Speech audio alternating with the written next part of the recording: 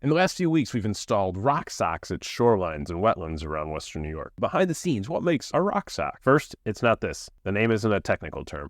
It's meant to describe the idea of taking a bag, filling it with a special planting mixture, and creating something heavy, like putting a rock within a sock. A small cut is made into the bag and a plant is planted in the hole. From there, the rock socks are placed into a nursery setting to allow the plants to take root.